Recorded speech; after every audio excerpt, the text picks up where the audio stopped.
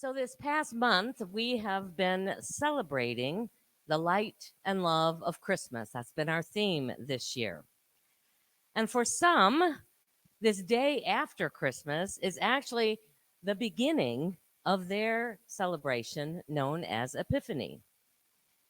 The Epiphany season is primarily observed by Orthodox and Catholic and Anglican Christians. It's most popular in those sections of Christianity, and it is a 12-day celebration culminating in one of the earliest feasts of the Christian church that dates back thousands, well, not thousands, but 1500 years or so to the earliest beginnings of Christianity, and it's celebrated on January 6th. Different cultures celebrate these 12 days in different ways. In Italy, on January 6th, the day of Epiphany is actually a national holiday. And Mary Salerno was sharing with me from her Italian Catholic upbringing that this was a big holiday in their yearly celebrations, and it was celebrated with an Italian legend of La Befana. There she is right there for you. A witch like woman that rode a broom who refused to join the wise men on their journey to see the baby Jesus. And when she regrets this decision after they've already taken off, she sets out on her broom to try and bring her own gifts to the baby Jesus, but never finds him. So the legend goes on that she instead brings gifts to all of the little children who have been good. So they would set out their shoes or perhaps a stocking to receive their gifts. So they got gifts on Christmas Day and they got gifts on Epiphany Day. The word epiphany itself means unveiling. We sometimes think of it as an aha moment in today's vernacular. In the Eastern Christian Epiphany season, it was to commemorate the circumcision of Jesus and the baby's presentation at the temple, which was the custom in those days. This particular story that's told in Luke tells of a righteous man, Simeon, and a prophetess, Anna, recognizing the pure love, the pure light that this child embodied. This was the awakening, the beginning of the awakening for the people of that time. In the traditions of the Christian church in the Western world, it refers to the visit of the Magi to the manger. The tradition held that this visit occurred 12 days after the birth of Jesus, hence the 12 days of Christmas. You now know where that comes from, even though most people now celebrate it before Christmas. The story of the Magi represent the first people, and specifically the first Gentiles, the first non-Jewish people who saw the newborn child and recognized this pure expression of divine love that had come into our world. We're told in Matthew, when they saw that the star had stopped, they were overwhelmed with joy. Upon entering the house, they saw the child with Mary, his mother, and they knelt down and paid him homage. Then, opening their treasure chests, they offered him gifts of gold, frankincense, and myrrh. The Magi of this time were learned astronomers, they were scholars. In some places, they were priests. And they knew enough to know that the heavens spoke through the stars. This was their belief, that by studying and observing what was going on in the sky, they could receive messages from God. And they observed that something unusual and extraordinary was happening in the heavens at this time. And they knew enough to search through their vast libraries, to research old scripture and prophets, and their prophecies, and specifically the prophecies of the Old Testament that mentioned that a child would be born that would become their king. Somehow, God gave them enough light of understanding so that they could make that connection between this natural phenomenon that was happening in the heavens and the biblical prophecies in the Old Testament. Here's a little clip about the Magi and their journey. For Luke, the shepherds are important symbols of Jesus' humble beginning. But Matthew tells a very different story. In his version, there are no shepherds at all. In their place are the famous wise men from the east following a star. In the film, Balthazar is played by James Earl Jones, the voice of Darth Vader. Where are you bound? Wherever I am led. I follow that star. But why does a star have the power to draw them so far from home? The wise men are described as coming from the east, which suggests that perhaps they're from Persia, a region in which astronomy and astrology were especially important. Everyone in the ancient world thought that the stars were important for predicting events. So it's understandable that people from a region where astrology was especially important would think that the arrival of a star like this would herald an event of almost cosmic importance. But Matthew doesn't name the kings at all, or even say that there were 3 of them. He simply says, "Wise men from the east came to Jerusalem asking, 'Where is the child who has been born King of the Jews? For we observed his star at its rising and have come to pay him homage.'" Their names and number weren't written in any of the Gospels. They appeared in writings many centuries later. But Matthew is specific about the 3 gifts the wise men brought with them. Accept these poor tokens of our homage, incense to perfume the halls of the mighty. Gold for kingly rule. Myrrh, the most precious herb of the East. Frankincense and myrrh are luxury items associated with aristocracy, even kingship. So to anoint the head of the future king, you need to have these glorious substances, and it needs to come from figures of authority, hence the wise men. But they were more than luxurious gifts. They signified Jesus' future life and divine status. The gifts brought by the Magi all have symbolic significance. Gold, which is a tool of wealth, symbolizes kingship and monarchy. Frankincense, which was used in religious rituals, symbolizes the priesthood. And myrrh, which is a herb that was used in burial rituals, symbolizes that there will be death in the near future. What does Luke say about the 3 kings? Nothing at all. The familiar story of the Nativity, passed down through generations, is a blend of both Luke and Matthew.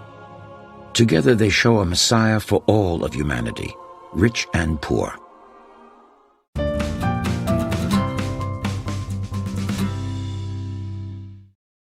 So in Christianity, many have come to believe that God's Spirit led the Magi to see and to spiritually perceive what was being communicated through what was happening in the heavens, and to make spiritual judgments about what they saw and to act upon those, to act upon what they were discerning.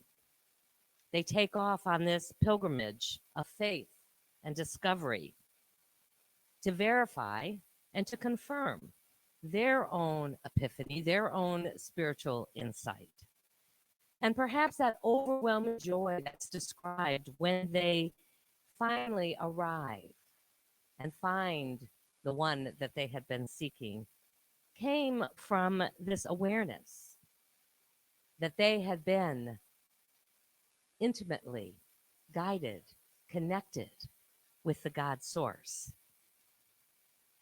the joy that came from following and having faith in their own spiritual awakening that brought them to that point where it was verified. You know, sometimes we get these spiritual insights and we take off on this journey with that same sense of faith. And yet, when we finally get the clarity, when we arrive at where we had been called, it is for our human self exactly what we needed to confirm and to support us in saying yes to the next time that we're asked to step out into the unknown with that same level of faith. It's impossible to know the exact facts of the birth of Jesus the Christ, and yet we can also understand these stories as part of our own journey metaphysically. We can see what was necessary for these wise people on their own spiritual quest and allow that to be what guides us. Excuse me. In unity, we understand the Bible to be a body of history, a moral and ethical teaching for its people. And we also believe that there is a rich wisdom that lies underneath when we can understand it from a spiritual perspective. We see it as an unfoldment of the human soul and its journey to reconcile and be one with its creator. Our metaphysical study of these stories call us to look beyond these physical words and to allow our own inner wisdom to guide us to understand these characters, the role they play, and how they are continuing to play a role in our own spiritual unfoldment. Charles Fillmore, our Unity co-founder, spent numerous years in spiritual discernment, creating what ultimately became the Metaphysical Bible Dictionary that offers us a way, a lens from which to understand these different characters and events and ideas that are written in the Bible so that we can see them all. We're all of these characters. This is all part of our own path. So if we look at the story of Epiphany, of spiritual awakening from a metaphysical perspective, we might begin to get greater understanding and answers about our own journey. The wise men represent the wisdom that is carried within the soul. It is, as Charles Fillmore liked to describe it, not just the wisdom that we've gleaned in this lifetime, but from all the lifetimes that we may have lived, that it is carried with us. It is available to us. And that wisdom is guided by our intuition, represented by the star that guides the wise men. And the gifts that it brings illuminates rich ideas, represented by gold. Spiritual understanding of the material world, represented by the frankincense, and the eternity of spirit, represented by myrrh. Numbers also play a significant role metaphysically in the Bible. We see lots of different numbers in there, and they had significant meaning to the people of the time, and they still have significant meaning in a metaphysical way to us. In the Bible, the number 7 appears more than 700 times. We see it even in all of the way that we measure. We have 7 days of the week. There were 7 days of creation. 7 appears many times in the way that we measure our world today. And the number 12 appears more than 200 times throughout the Bible. It was the age that Jesus first went to the synagogue and sparred with the elders, if you will. It was that time in which completion is necessary. So metaphysically, when we see 7, it represents the time that it takes for completion in the material world. And when we see the number 12, it is representative of the time that it takes for spiritual completion, for it to be completed at all levels of being.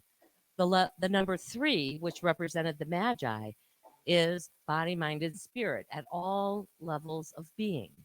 So when we see these numbers, we can understand them for ourselves as this journey is one, as it took 12 days, the time that it takes for that spiritual completion to unfold within us.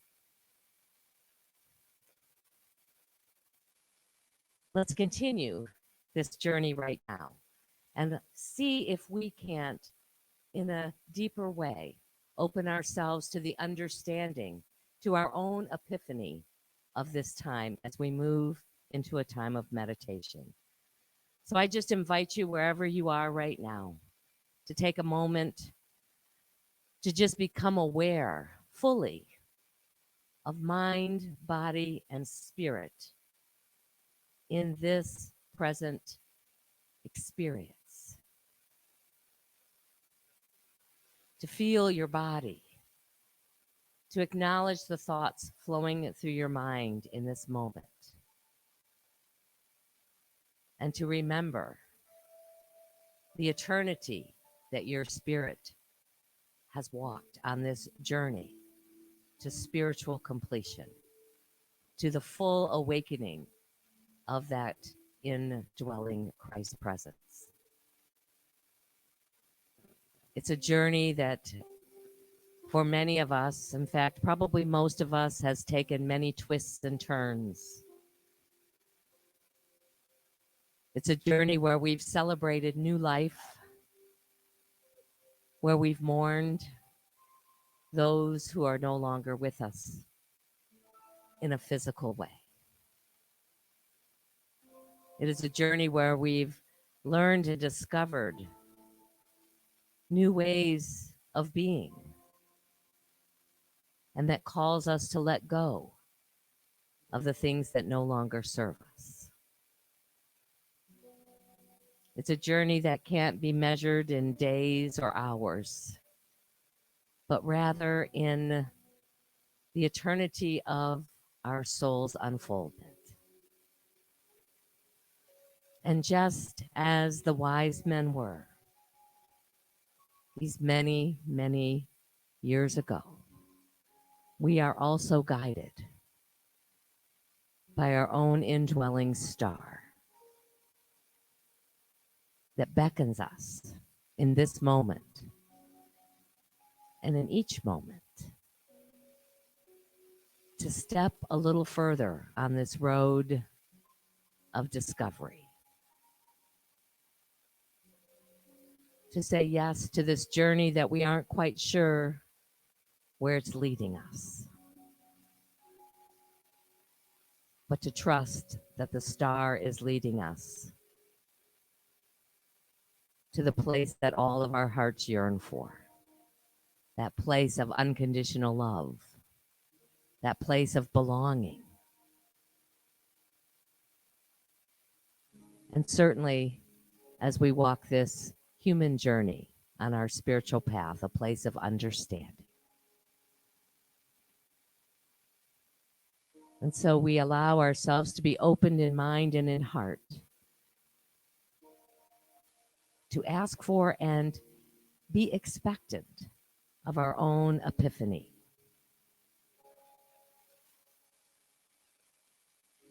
To ask to be guided to the next phase of our journey that brings us to the place where deep riches await us.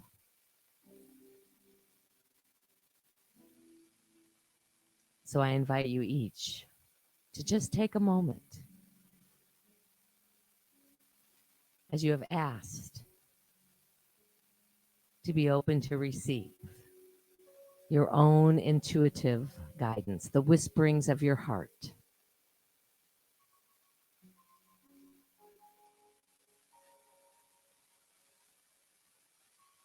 Just simply listen. and see what gifts await.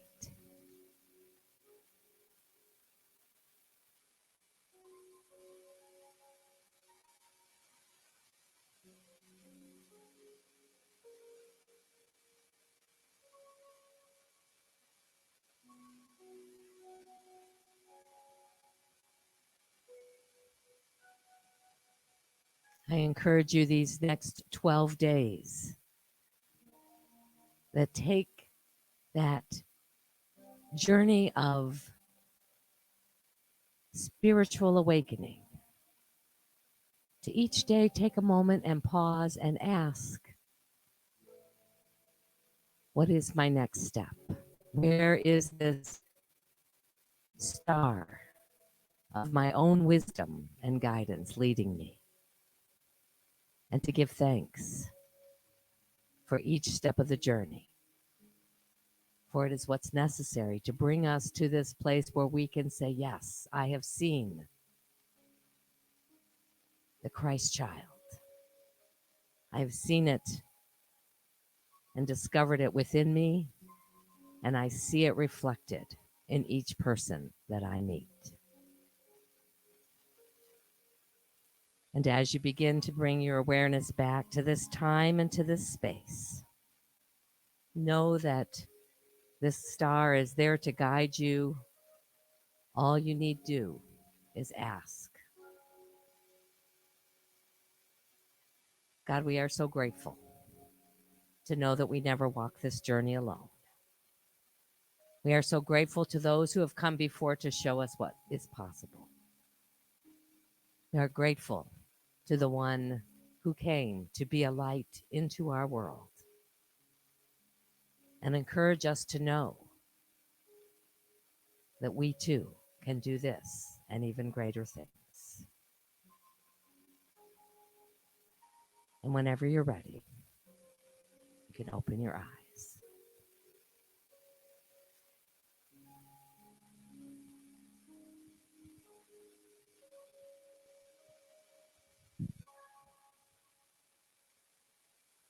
So we are called in our tradition to use these 12 days for our own spiritual awakening, for our own guidance, to let us know where in this new year we are being called to travel and to be a presence and to awaken to new ways of seeing and understanding life.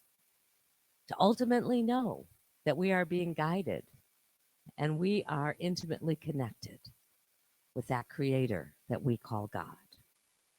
My prayer is that the light of God will shine brightly through each of our lives, that it will bring new heart awakenings, tender hearts, restless hearts, broken hearts, and searching hearts will attain new spiritual insight, will see and discern the gracious activity of God in their lives, and know that we can experience the joy of this season all year long.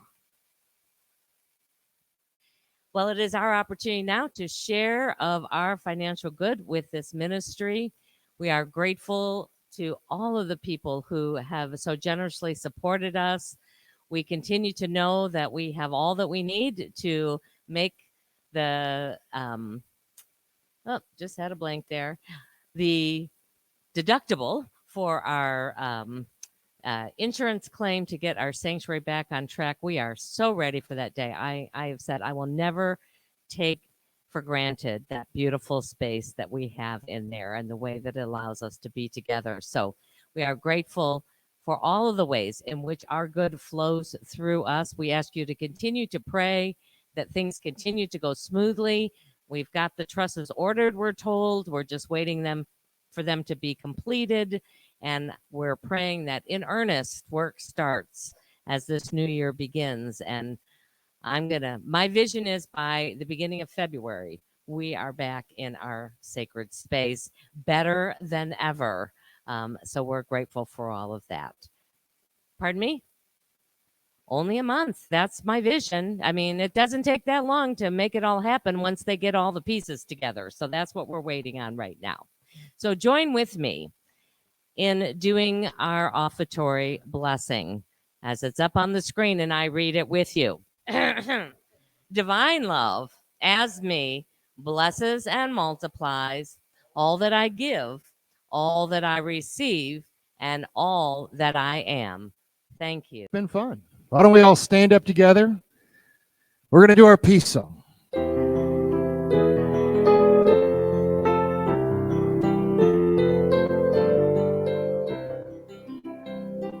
Let there be peace on earth, and let it begin with me.